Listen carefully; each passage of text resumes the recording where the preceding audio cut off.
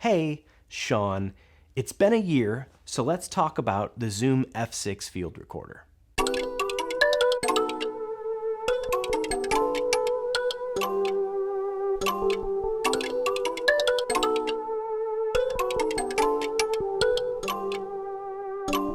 With any 1 year later review that I do, it's always a product that I've used for at least a year and at least 12 different shoots. And I've used the Zoom F6 for more than 2 years and well over probably 50 or 60 different productions. And I love this thing. So I'm gonna walk through my 4 big pros for it and my 2 cons, maybe 3 cons, and whether or not I think you should buy it. Spoiler alert, I think you should buy it. So I'm a video producer based in St. Louis, Missouri, and I do a lot of documentary style interview driven videos for my clients. And so it's a lot of seated interviews where I have a boom mic overhead and it needs to be recorded. I'm using mirrorless cameras and I don't want to record directly into camera. So I need an audio recorder, and I've used the Zoom H4, H6, Tascam D70, Sound Devices Mix Pre 3. I've used the Zoom F4, did I say H6? And now the F6 has been my go-to, and a Zoom H1. I've used a lot of audio recorders. I love this thing because the first big pro, this records in 32-bit floating point audio. And if you're unfamiliar, I'm not gonna go into the details here, but suffice it to say, it makes it so you don't have to set levels anymore, and you can correct anything with the levels later. It will not correct for poorly placed microphones or abundant background noise or bad connections between things. You still wanna monitor and make sure you're recording properly.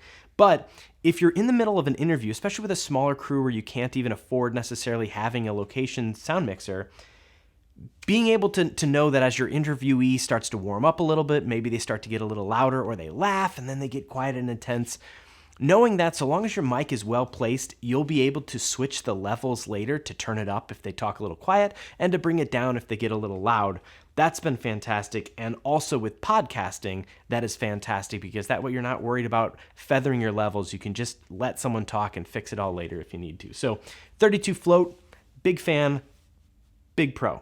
Number 2 is how compact this is. I love this form factor and the fact that it fits in my camera bag and takes up less than the size of a camera body, and it's not that heavy while still being well built.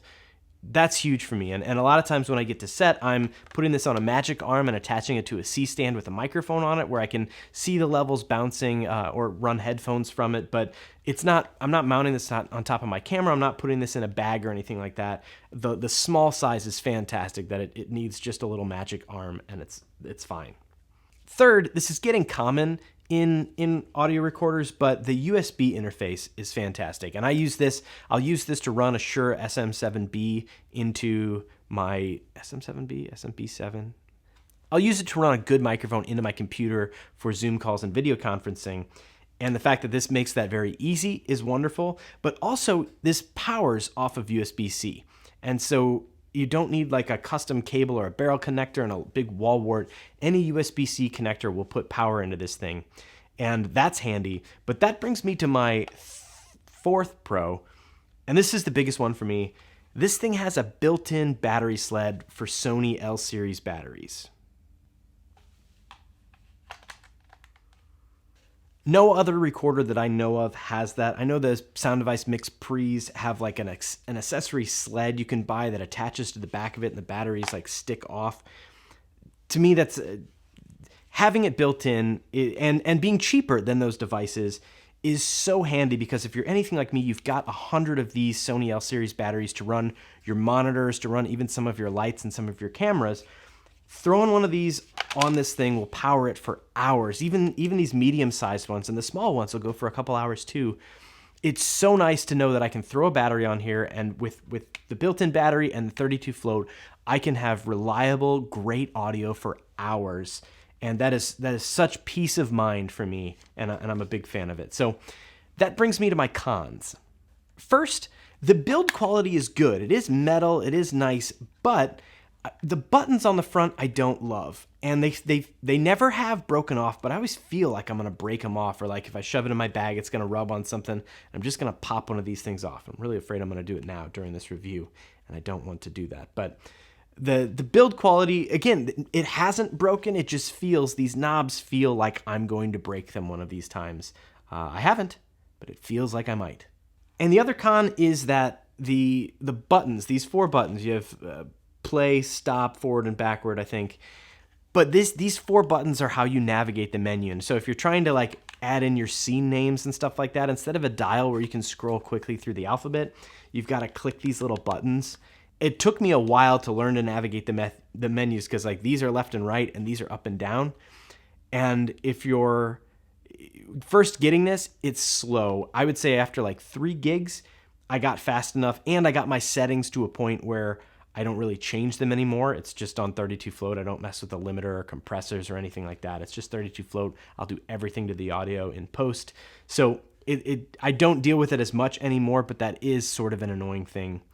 And then lastly, I guess it's a con, but the SD card slot is behind the L-series battery, which I use a lot. And so I have to, if I don't have the AA batteries in here and it's not plugged into USB, I have to power off the device before removing the SD card.